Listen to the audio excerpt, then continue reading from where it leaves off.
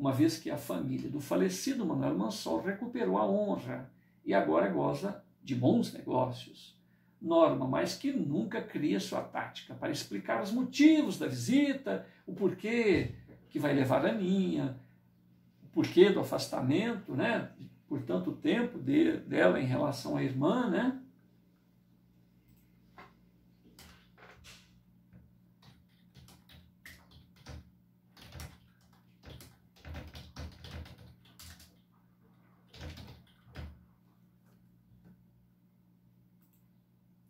Logo que chegam, são recebidas pelo largo sorriso de Crustácea, sorriso que muitas das vezes denuncia o seu caráter austero, severo, íntegro. Crustácea conhece bem as qualidades das visitantes. Aninha, toda preparada à ocasião, sedutora, desce do veículo em gestos calculados e sorriso forçado, acompanhada por Norma, que busca secundar a sua filha em sua atuação principal, em polidez que não corresponde aos legítimos sentimentos que mantém em seu mundo íntimo, o que é prontamente identificado por qualquer outra mulher experiente. Página 61. Os gestos e sorrisos, acenos fingidos de Norma e Aninha são percebidos por todos, no entanto, são cortesmente recepcionadas pela anfitriã, que as abraça e as convida para um chá. Felina dirige meigo olhar para as visitantes e ordena a Crustácea que a sirva. Assuntos diversos são desfilados entre as irmãs e a sobrinha de Felina. Entretanto, Norma e Aninha não conseguem retribuir a franca lisura da dona da casa, a dona Felina, né? Uma vez que o afeto pouco lhes interessa. Norma e Aninha estão ali cobiçando o dinheiro acumulado pelo falecido Manuel Mansol. Diante do desconforto de ambas, a visita se fez breve. Norma e sua filha retornam à própria casa, despedindo-se, retornam à própria casa, onde se despem do fingimento e avaliam a situação. Norma, de olhar malicioso, inicia diálogo com Aninha. Minha filha, no que pude perceber, é urgente nos reaproximarmos da casa de seus primos. Os negócios vão bem, os primos estão disponíveis e quem sabe alguma coisa que presta sai dali. Aninha retribui o comentário. Aninha contribui no comentário com palavras marotas. Também percebi, mamãe, que a boa fortuna está no sorrir. O negócio da família da tia Felina estão ótimos. E isso é excelente, acho que a hora a hora é esta. O diálogo raso, interesseiro, não atinge outro patamar, senão o deslocompletarem do saldo próspero do trabalho de outrem. Elas, Norma e Aninha, sequer valorizam o que já possuem e tudo dissipam através das jogatinas imprudentes. Certamente, estas jogatinas e essa postura, esta mania, né? Uma vez elas infiltradas na casa de Felina Mansol, irão levar a desdita aos fraternos, ao restante da família, né? Naquelas terras arrasadas, agora vicejam esforços de entendimento entre miseráveis e faustos. Ao que tudo indica, um bom acordo estava prestes a ser concluído. Sarvin continua a seguir as orientações do irmão mais jovem. Os dons de Giuseppe parecem mais controlados, sem a peculiaridade de estranheza ou alarde. Dona Felina e Aninha se ocupam em afazeres domésticos, porém, elas se mantêm atentas e solícitas aos entreveros entre servidores, coligados, vizinhos. Quando a situação as aperta, elas se socorrem nas boas vibrações de Giuseppe, vez que outro nome Aninha surge nos diálogos entre Crustácea, Felina e Diná. Esta comenta: Aninha ainda terá oportunidade de reformular os seus conceitos e intenções. Que Deus a socorra em seus pensamentos e desejos. Giuseppe sempre diz aos familiares que deve pensar o melhor, que se deve pensar o melhor. a respeito das pessoas. Então, a sua mãe e irmã buscam seguir estas orientações. Em todas as épocas existem aqueles que lucram ou triunfam com o desconforto alheio, e a paz conquistada divergia dos seus interesses. Os chacais elucubram um plano sinistro para avivar velhos conflitos e motivar novos ódios. Então estes decidem adentrar furtivamente a casa, a propriedade de Felina Mansol, na calada da noite, e no momento oportuno ferem gravemente a Servin. O ataque tem por intuito que grupos antagônicos iniciem acusações recíprocas e consequentes agressões. O barulho é percebido pelos residentes. Giuseppe vai ao socorro do primogênito e percebe que o caso é grave. Página 62.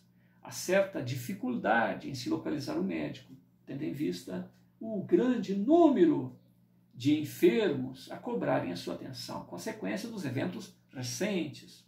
O doutor comparece à propriedade de Felina Mansol, estuda o padecente e, após vários esforços, constata que Servin não vai suportar a gravidade dos ferimentos. O clínico cientifica a condição do doente para os íntimos. Então se estabelece uma longa agonia entre os familiares, até que Giuseppe fica pálido e frágil, como nos primeiros tempos, e ele dá uma luminosa mensagem: queridas irmãs, Deus abençoe a nós todos. Lastimo as dores decorrentes destas horas.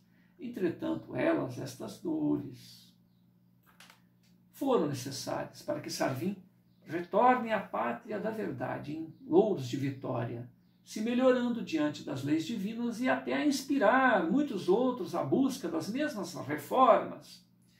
Em sua morte, Servin se torna mais vivo. Em sua trajetória de equívocos, pela insensibilidade, indiferença, ele, Servin, por fim descobriu o valor da compaixão. Seus antigos conluiados, justamente por não abarcarem esta virtude, quiseram a eliminar, eliminando o traidor.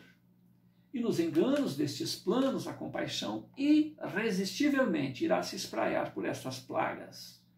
Abençoada será a lembrança de Servin. Afinal, arrepender, trabalhar pela recuperação, já se efetivou na vida dele, Servin. Restava a natural expiação, o fechamento do ciclo, e adir as sublimes tarefas junto às tantas almas da qual ele, Servin, se comprometeu. Servin, padecendo pelas mãos de antigos cúmplices, irá proporcionar às ineludíveis leis do progresso aferrar estes antigos cúmplices à reflexão e ao remorso. A princípio se exultará a empreitada a morte de Servin, mas o tempo os fará se questionarem a respeito das reais causas da mudança de seu comportamento. Com as respostas advindas dessas reflexões, a culpa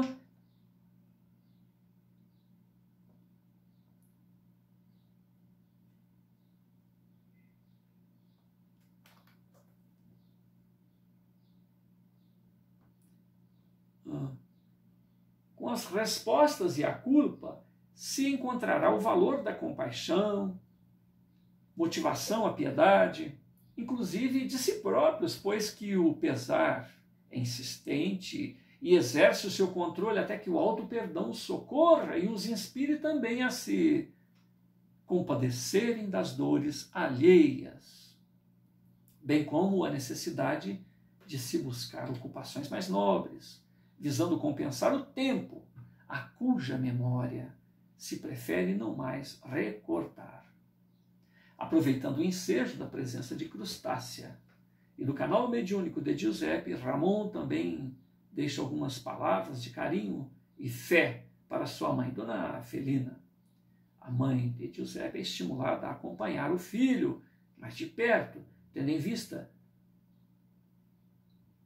novos desafios a que todos estarão sujeitos.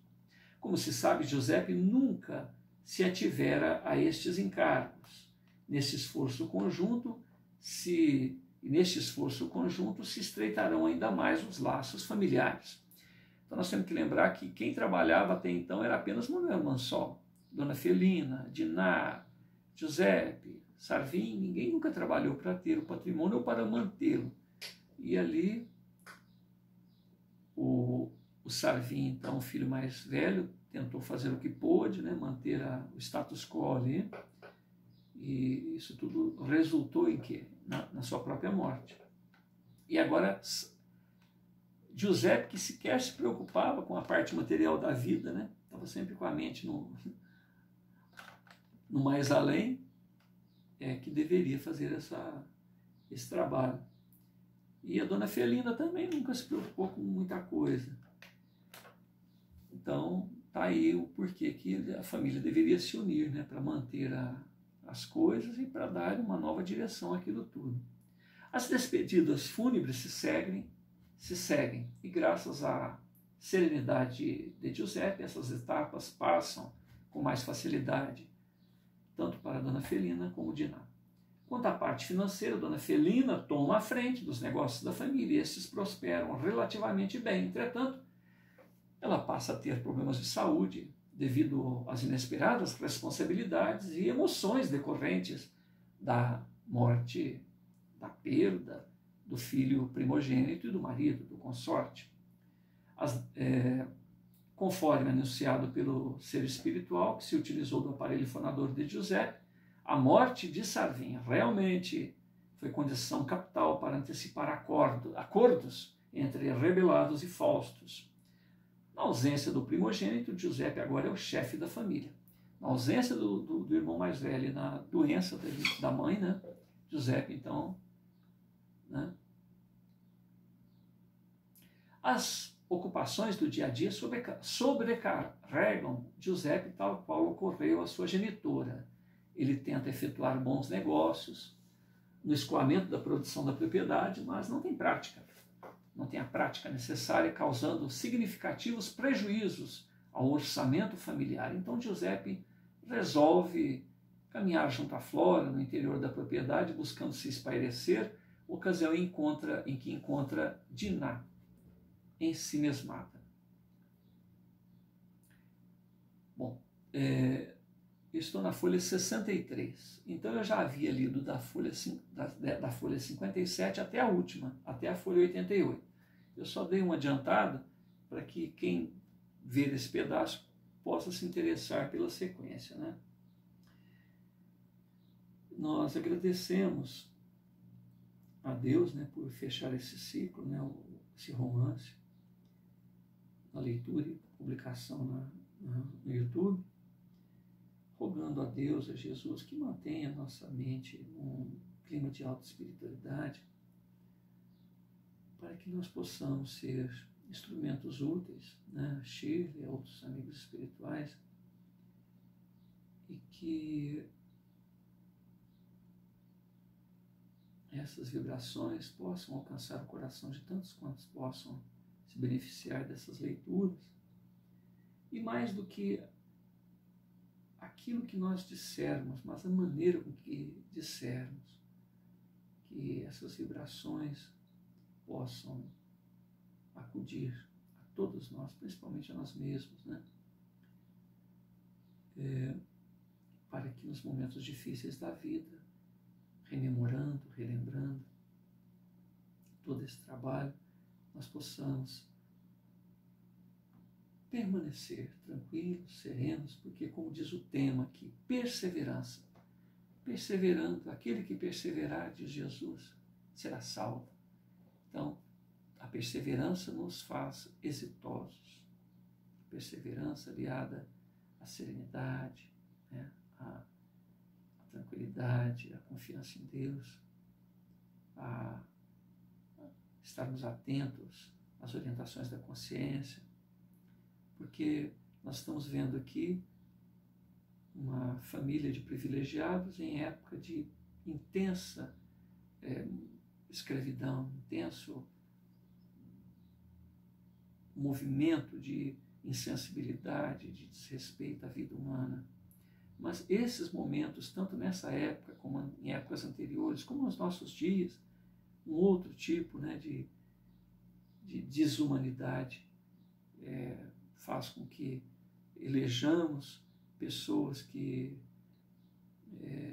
como nós mesmos, estão sintonizadas dessa maneira e por isso devolvem à população que os elegeu as dores, né, de que se fazem representantes.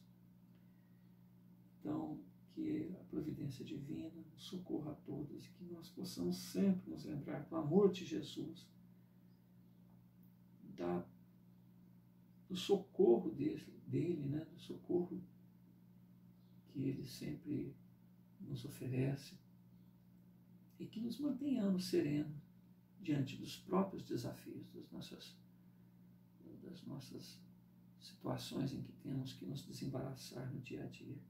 Nenhum de nós certamente seremos socorristas das dores da humanidade, mas socorristas de nós mesmos, porque nos melhorando, nos atentando às nossas próprias imperfeições, deixaremos de ser problemas na vida em redor e com isso a vida no todo, né? A sociedade no todo se melhora. Agora, como a Terra está aí passando por um momento de mudanças, se isso não ocorrer por aqui, certamente ela continuará em algum mundo aí que o Senhor julgar ser compatível com o nosso momento em que estagiamos.